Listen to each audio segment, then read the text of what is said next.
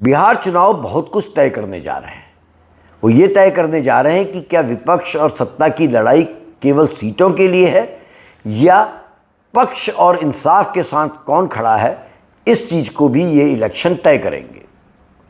सवाल उठ रहे हैं, सवाल लौट लौट के आ रहे हैं कि क्या सिर्फ भावनाओं का उबाल है जो चुनाव के दौरान हम देखते हैं, या नई राजनीतिक संरचना के निर्माण का समय अब आ गया है।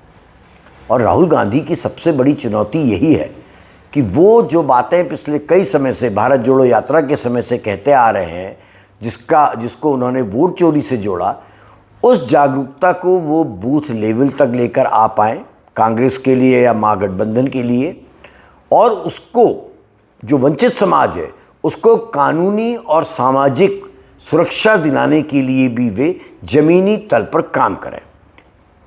और जनता को अब उनसे आस होने लगी है कि राहुल ऐसा कर पाएंगे।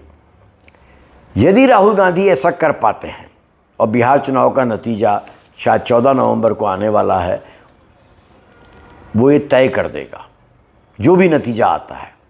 यदि नतीजा सत्ता के पक्ष में नहीं आता है, जो सत्तारूढ़ दल इस समय वहाँ है, नेशनल डेमोक्रेटिक अलायंस, तो आप समझिएगा तिलिस्म में जो दीवार बनी है वो तेजी से और फैलेगी। राहुल गांधी का एक दूसरा बड़ा मोर्चा है पप्पू नैरेटिव को समाप्त करना, नष्ट करना। 10 साल तक, पिछले 10 साल तक सत्ता और सत्ता पोषित मीडिया के एक हिस्से ने मिलकर, बड़े हिस्से ने मिलकर एक ऐसे मनोवैज्ञानिक अभियान को चलाया जिसका मकसद था कांग्रेस के इस युवा नेता को अपरिपक्व, इमैच्योर, अयोग्य और हंसी का पात्र साबित करना। और वो ऐसा कर पाने में सफल भी रहा। यह हमारी राजनीति के इतिहास का, आप कह सकते हैं आज़ादी के बाद से ही आप मान सकते हैं कि सबसे सिस्टमैटिक, सबसे व्यवस्थित कैरेक्टर असैसिनेशन, चरित्र हरण की एक कैंपेन थी जो पूरी तरह सक्सेसफुल रही थी। लेकिन इतिहास में एक बात भी हमेशा होती है, वो ये होती है कि इतिहास बदलता भी है। जनता चेहरे नहीं चरित्र को पहचानती है।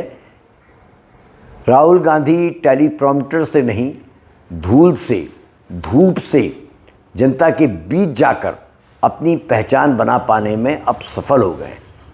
अब पप्पू कहकर उनका मजाक उड़ाने वाले, सोशल मीडिया पर उन पर तंज करने वाले भी भीतर ही भीतर ये मानने लगे हैं कि ये आदमी अब मजाक का पात्र नहीं रह गया है।